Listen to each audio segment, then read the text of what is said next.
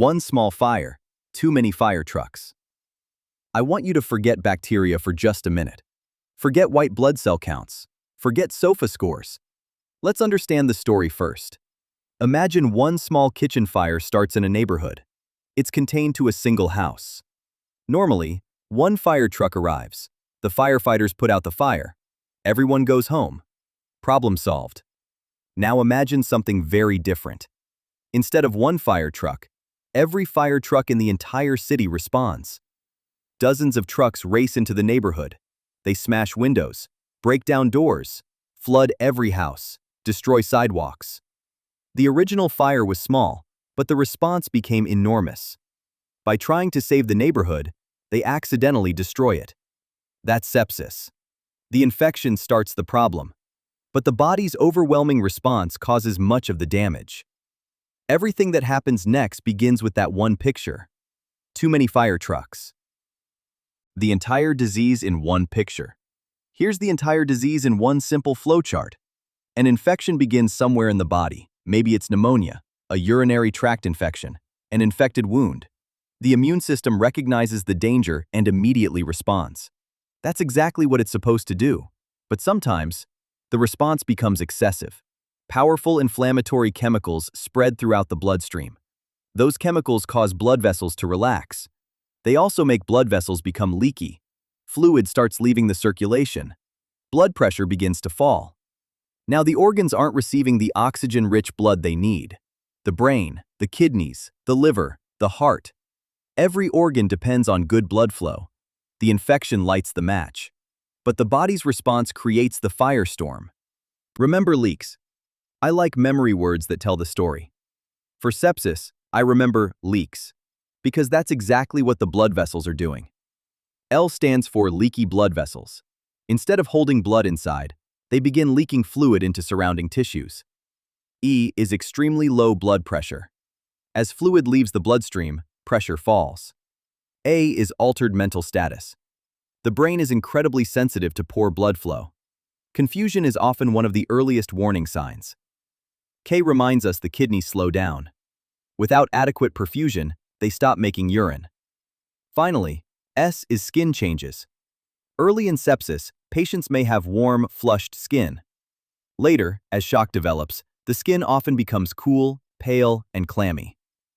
Remember leaks, and you'll understand why septic patients look the way they do. Why does blood pressure drop? When people think about low blood pressure, they often think about bleeding, but bleeding isn't the only way blood pressure falls. Imagine a water balloon. Now poke dozens of tiny holes in it. The water slowly leaks out everywhere. The balloon isn't empty because someone poured the water out. It's empty because it can't hold the water anymore. That's what happens during sepsis. The heart may still be pumping, but the blood vessels have become leaky. The circulating volume shrinks, pressure falls. Imagine trying to water your lawn with a hose full of tiny holes. The farther you get from the faucet, the weaker the pressure becomes. The same thing happens to the organs. Less pressure means less blood flow. Less blood flow means less oxygen delivery. What does sepsis look like? One of the biggest mistakes new nurses make is waiting for sepsis to look dramatic. It often doesn't. I remember sick. S stands for shaking or fever. Although some patients, especially older adults, may actually have a low temperature. I is infection suspected. Think about the patient's story. Could there be pneumonia, a urinary tract infection, an abdominal infection? C is confusion. Many elderly patients become confused long before anything else changes. K is quick breathing and a fast heart rate. The body is trying to compensate for poor oxygen delivery. Sometimes the patient simply doesn't look right. Trust that feeling. Recognizing sepsis early can change the entire outcome. The labs tell the story. When I think about sepsis labs, I remember lactate. L is lactate. Lactate isn't the disease. It's the smoke alarm. It tells us tissues aren't receiving enough oxygen. The higher the lactate, the harder the body is struggling. A reminds me that antibiotics are needed quickly. C is cultures before antibiotics, if doing so won't significantly delay treatment. T is trend the lactate. One value is helpful. Watching it improve, or worsen, is even more valuable. The second A reminds me to assess organ function. How are the kidneys? The liver? The brain? Finally, T is track urine output.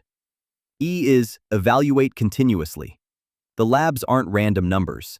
They're clues showing how well the organs are surviving. Treatment. Fast. Treatment becomes simple once you understand the problem. Remember fast. F is fluids. Think of a dried-up river. Before anything can flow downstream, the river has to be refilled. IV fluids restore circulating volume and improve perfusion. A is antibiotics. Stopping the infection prevents the immune system from continuing to fuel the inflammatory response.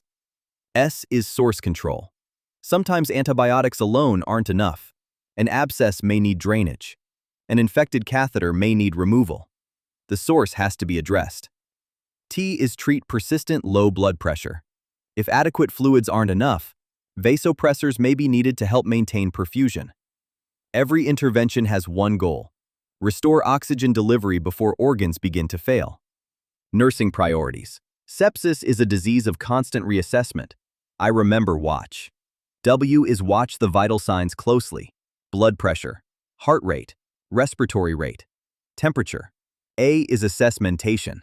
Is the patient becoming more alert or more confused? T is track urine output. Good urine output usually means the kidneys are finally being perfused again. C reminds me about cultures and communication. Make sure cultures are obtained when appropriate and communicate changes quickly to the healthcare team. Finally, H is hang antibiotics promptly. Every reassessment tells you one important thing. Is the patient getting better or getting worse? Septic shock. Now let's talk about septic shock. Picture a small town with one water tower supplying every home. As long as the tower stays full, everyone has running water. Now imagine the tower slowly empties. First, one house loses water, then another. Soon the entire town is without pressure. The lights begin shutting off one building at a time. That's septic shock. Despite appropriate fluid resuscitation, the body still can't maintain adequate blood pressure. Now vasopressors are often needed to support circulation. Without blood flow, organs begin shutting down. The brain, the kidneys, the liver, the heart. Everything depends on pressure. Case study. Let's put everything together. A 79-year-old patient arrives with fever and confusion. Blood pressure is 90/54. Heart rate is 124. Respiratory rate is 28. Lactate is 4.8. They've had painful urination for several days. Instead of thinking, it's just a urinary tract infection, think about perfusion. The organs are beginning to lose blood flow. Your priorities become clear. Recognize sepsis early. Establish IV access. Draw blood cultures if they won't delay treatment. Obtain a lactate. Begin fluid resuscitation. Administer broad-spectrum antibiotics promptly. Reassess continuously. If blood pressure remains low despite appropriate fluids, prepare for vasopressors according to provider orders. Once you understand the physiology, the treatment sequence makes perfect sense. 3 pictures to remember. As we finish, I don't want you remembering a list of laboratory values. I want you remembering 3 pictures. Picture number 1, too many fire trucks. The infection starts the problem, but the immune response becomes excessive and causes collateral damage. Picture number 2, the leaky garden hose. Blood vessels leak, pressure falls, the organs receive less blood flow. Picture number 3, the empty water tower. As blood pressure drops, one organ after another begins shutting down. Remember our 3 memory words: leaks, leaky blood vessels, extremely low blood pressure, altered mental status, kidneys slow down, skin changes. Remember fast.